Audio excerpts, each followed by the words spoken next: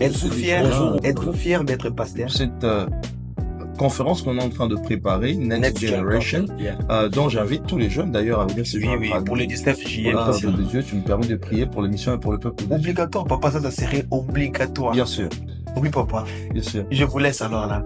Seigneur, nous te rendons grâce. Merci de nous avoir accordé cette opportunité. Ma prière est que le travail que Joël Merci. vient de commencer. Avez-vous des regrets dans votre ministère? Si j'ai de Regrets.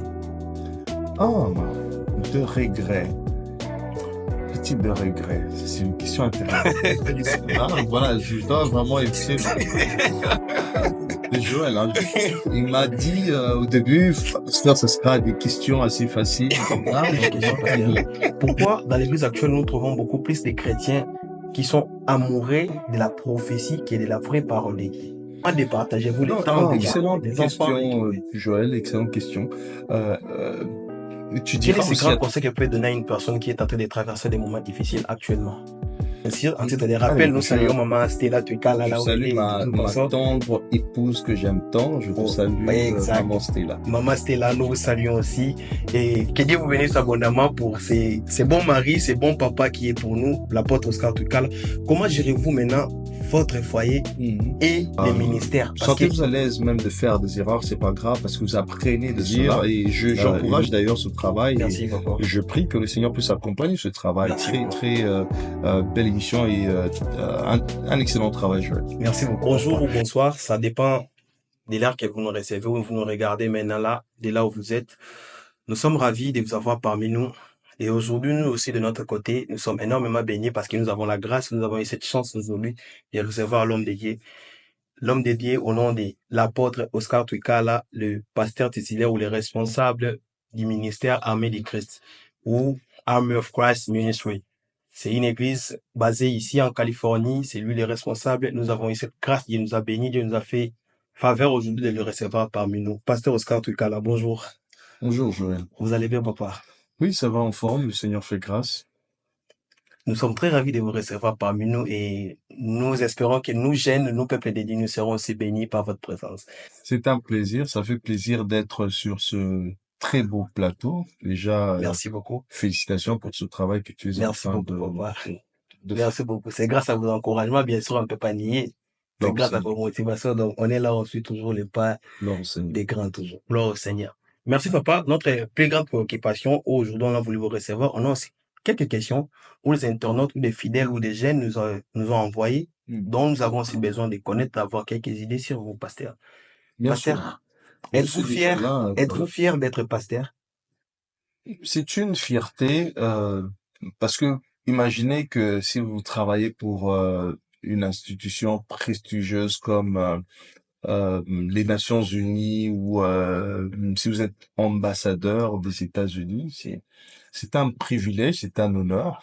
Et sauf que moi, je suis en train de travailler pour une institution qui dépasse les Nations Unies, qui dépasse des grandes institutions de ce monde. Donc, je travaille pour le créateur de l'univers. C'est une fierté, c'est une grâce. Amen. Donc, je suis très heureux et très fier d'être pasteur et serviteur de Dieu. Waouh!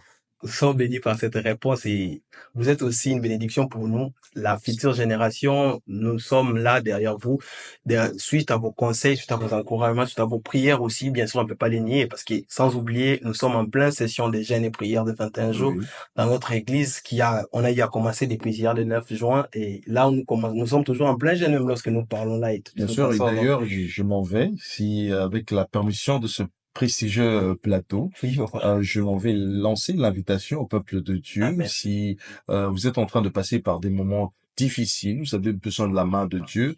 Alors le Seigneur nous a dit, pour ce thème déjà, de ce jeûne de prière, qu'il agira par sa droite puissante. Donc je vous invite, venez en famille, invitez les amis et la main de Dieu. Merci beaucoup. Avez-vous des regrets dans votre ministère? Si j'ai de regrets. De regrets.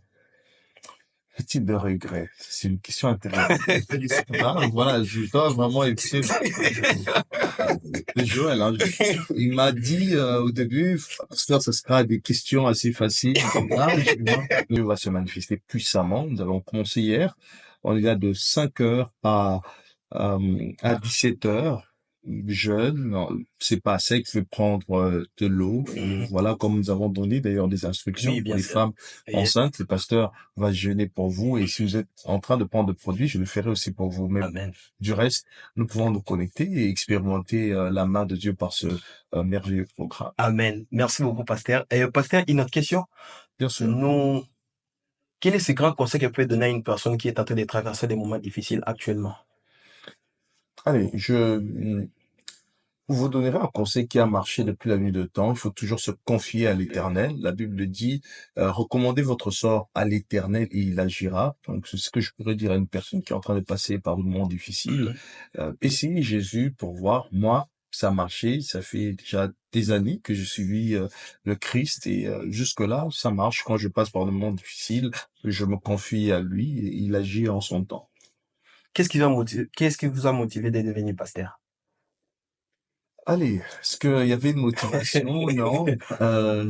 S'il y avait vraiment pas une motivation, Mhm, allez, moi déjà à la base, lorsque j'ai reçu mon appel, mhm, je voulais servir Dieu à ma manière, sauf que on ne peut pas dicter à son maître comment le servir. mhm.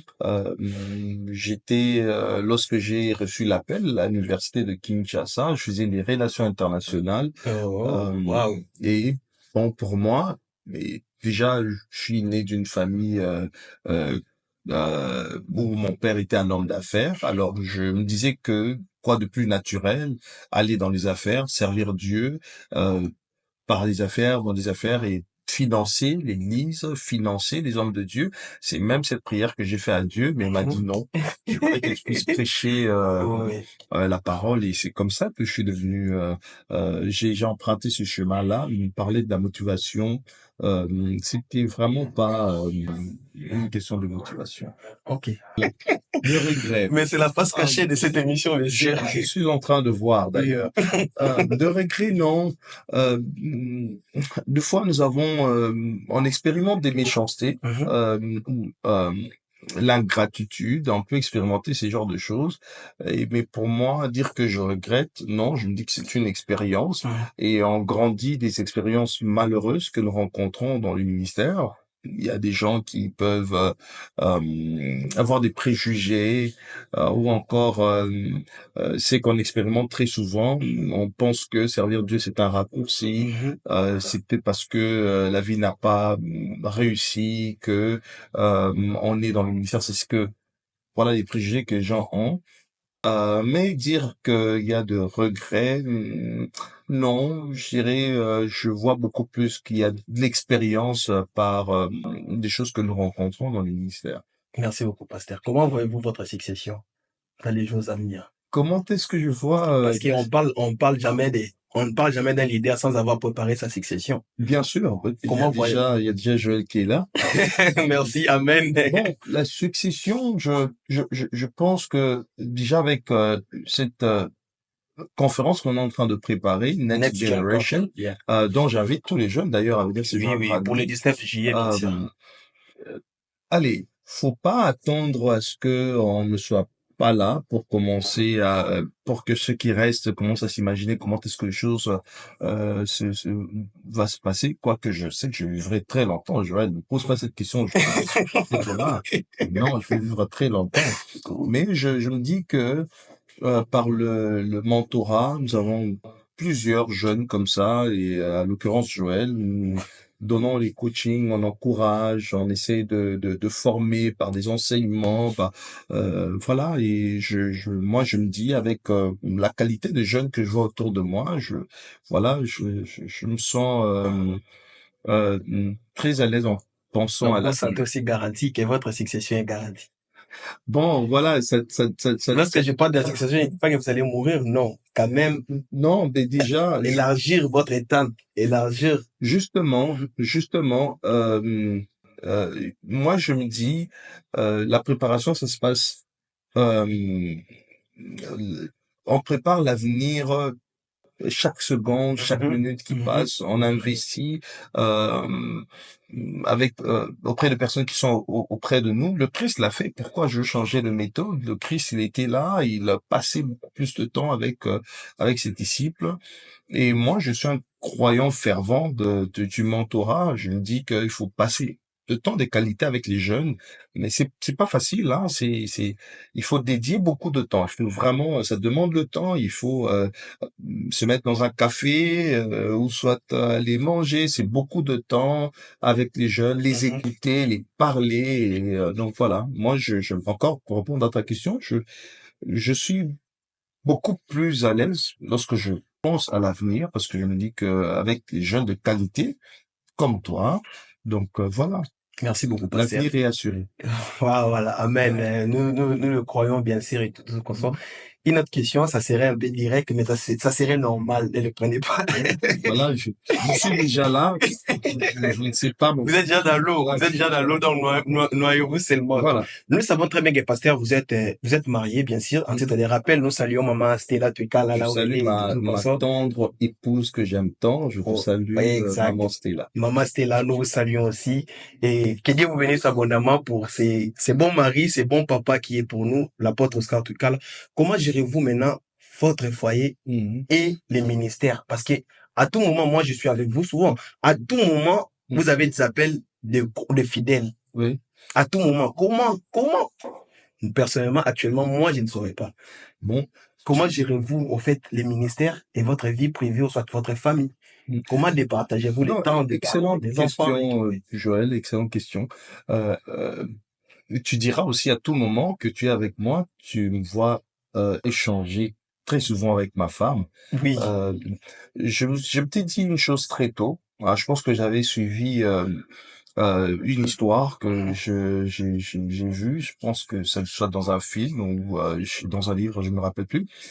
Il y avait un homme qui il voulait devenir milliardaire. Il est né d'une famille pauvre. Il voulait se faire beaucoup d'argent, prendre la revanche sur sa pauvreté. Alors, il s'était dit que lui, en tout cas, jamais ses enfants vont expérimenter la pauvreté. Alors, il s'est mis à travailler d'une manière vraiment acharnée. Il travaille durement. Alors, il a vaincu la pauvreté, mais après, c'est devenu comme une obsession. Pardonne-moi, une obsession de se faire beaucoup d'argent. Alors, par cette obsession, il a oublié la raison et la motivation pourquoi il faisait ce qu'il sait qu'il faisait. Et ce qui a fait à ce que un jour, il Mhm, s'est retrouvé avec son ami. mhm. Ils devaient faire un très grand deal qui allait lui faire sortir de millions au milliard. Alors son ami lui dit, non, écoute, moi, c'est la Noël, je dois passer le temps avec ma famille. Il lui dit, non, on doit faire ce deal. Son ami dit, peu importe, tu peux le faire, mais moi, je dois passer du temps avec ma famille. Alors, il a fait le deal, ça marchait, et il était en train de lire dans les journaux, et on a cité son nom pour dire que euh, qu'il était millionnaire, un milliardaire, allais-je dire, mais sauf que il se retrouve milliardaire, mais il y a personne autour de lui, il n'y a pas sa famille. Alors cette histoire m'a beaucoup touché. Alors je m'étais dit très tôt, dans tout ce que je fais, j'aimerais le faire avec ma famille et faire participer Et ma famille. Je peux amen. être très occupé, mais c'est tous les jours que je parle avec ma famille, mes enfants, que je suis en voyage et moi, même quand je suis en réunion avec un président de la République, si ma femme appelle, je Mhm. décroche. Et elle appelle en vidéo, je décroche. Parce que je me dis que ma famille doit faire partie du parcours et je bénis le Seigneur. Ma femme m'a toujours accompagné. Ma famille fait partie Amen. de ce que je Amen. fais. Je dis le ministère, c'est ma famille c'est le ministère, donc le tout. Il n'y a pas de conflit. C'est vrai que je suis très occupé, mais Mhm. j'essaie de rester organisé. Merci beaucoup, pasteur. C'est Ouais. précieuse réponse à à la question, en fait. Une avant-dernière question, pasteur. Mhm. Pourquoi, dans l'église actuelle, nous trouvons beaucoup plus de chrétiens qui sont amoureux de la prophétie que de la vraie parole de Dieu? Ah, Je m'explique. Un mhm, chrétien accepte de venir à l'église parce que là-bas, il y a un pasteur et un homme de Dieu qui doit prophétiser. mhm. Lorsqu'il parle sur sa vie, pour lui, il trouve que c'est trop bénéfique par rapport lorsqu'on l'enseigne la vraie parole de Dieu. Allez.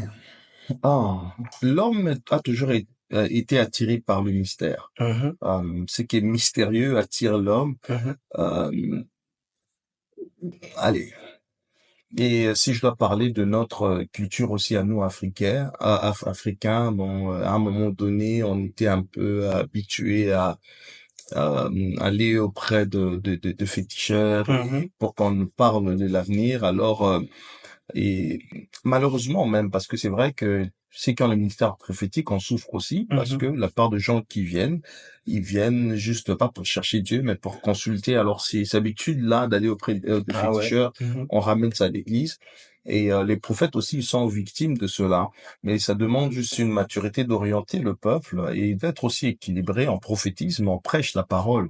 Les deux sont importants parce que la prophétie est censée euh, allez, fortifier les âmes, parce que lorsque tu te sens un peu perdu, un homme de Dieu vient te donner une parole de prophétie ou une parole de connaissance, allez, ça nous, ça nous fortifie. Mais sauf qu'il faut l'équilibre parce que c'est la parole qui enseigne, qui fait asseoir l'Église, qui fait asseoir le peuple de Dieu. Allez, il faut cet équilibre-là. Et d'ailleurs, la parole de Dieu est la prophétie par excellence. Mhm. Merci beaucoup. Gloire au Seigneur. Ok, nous sommes très ravis de vous recevoir encore une fois de plus parmi nos pasteurs et tout. Un dernier mot, soit un dernier conseil que vous pouvez donner à la jeunesse actuelle, la jeunesse californienne, la jeunesse du monde entier. Hmm. Quel est ce grand message, ce plus grand conseil que vous pouvez donner à la jeunesse de l'ère actuelle? Allez, je dirais qu'il faut travailler dur, éviter la distraction. Vous ne ratez rien. Mais avant, moi, je me disais que j'ai raté certaines choses. Quand il y avait une fête, je voulais tout le temps être là, ne rien rater. Et j'ai perdu beaucoup de temps comme ça. Mais je me dis, avec les informations que j'ai aujourd'hui, si je pourrais euh, avoir l'âge d'autrefois, j'allais prendre avantage sur ça. Mhm. Mais je me dis que c'est pas trop tard. Je peux compléter cela dans des jeunes. Bon, je peux le faire avec ceux qui sont autour de moi, mais vous qui êtes au loin, je vous encourage de travailler, étudier, cultivez-vous, choisissez bien vos amis, vos entourages. Nous autres, nous avons fait beaucoup d'erreurs à cause du mauvais casting. Donc, si vous pensez, vous avez des ambitions d'aller très loin dans la vie, le casting, les amis autour de vous, les décisions que vous prenez aujourd'hui. Donc, quand on est jeune, on est fort. Donc, il y a certaines choses que vous pouvez faire aujourd'hui que demain, ce sera difficile de le faire. Mhm. Donc, profitez. Euh, Sentez-vous à l'aise même de faire des erreurs, c'est pas grave parce que vous apprenez de cela. Et nous avons appris beaucoup de nos erreurs. Donc voilà, je vous encourage de travailler. Merci beaucoup, pasteur. Merci. Heureux de vous recevoir et nous vous disons merci pour votre Non, le plaisir disponibilité. était pour Merci, moi. merci, merci beaucoup. Très belle Bonne émission, après Joël. Félicitations à toi. Merci beaucoup, papa. Mais sauf que prochainement, sois un peu plus gentil parce qu'il y a des questions, voilà, des questions de provocation. Mais heureusement que moi, je travaille avec le Saint-Esprit. Et Voilà. j'entendais voilà, on me soufflait des réponses par le Saint-Esprit. Il dit, bah, écoutez, fais attention. Donc, Là-bas, je la zone de turbulence. voilà. Mais voilà, ça s'est très bien passé. Non, ça fait plaisir et j'encourage d'ailleurs ce travail et Merci, papa. je prie que le Seigneur puisse accompagner ce travail. Merci, Très, papa. très belle émission et un excellent travail, Joël. Merci beaucoup, papa. Merci de rester fidèle à nous et tout. Nous allons nous retrouver à la prochaine avec papa toujours. Il sera encore notre prochain invité. Donc, ça, c'est juste, je peux dire, c'est juste un petit déjeuner pour nous, en fait. On aura encore des dîners, on aura nos linges et autres et tout qu'on sort. Donc, il est là, c'est notre papa. Il est toujours disponible pour ses enfants et tout. Moi, je suis le témoin vivant, en fait. Je peux témoigner en sa personne. Moi, je lui dis toujours, je serai l'exemple de Pierre, même à couper l'oreille d'une personne pour lui parce que Non, on va pas aller jusque-là. non, quand même. Mais tu me Mais on permets peut de pas dire de prier mauvaises choses maintenant pour, à la pour compte de son l'émission et pasteur. pour le peuple de Dieu. Tu me permets de prier pour l'émission et pour le peuple de Dieu. Obligatoire, papa, ça serait obligatoire. Bien sûr, Oui, papa. bien sûr. Je vous laisse alors la tête. Seigneur, nous te rendons grâce. Merci de nous avoir accordé cette opportunité. Ma prière est que le travail que Joël vient de commencer par cette émission puisse aller plus loin, puisse toucher plusieurs vies. Laisse que ton onction l'accompagne. Et Seigneur, je prie qu'au travers de cette émission, plusieurs vies soient impactées dans différents domaines. C'est ma prière et je suis en train de prier pour ceux qui nous ont suivis, qu'ils soient bénis au nom de Jésus. Amen. Amen. Merci beaucoup. À nous revoir à la prochaine. Nous vous remercions.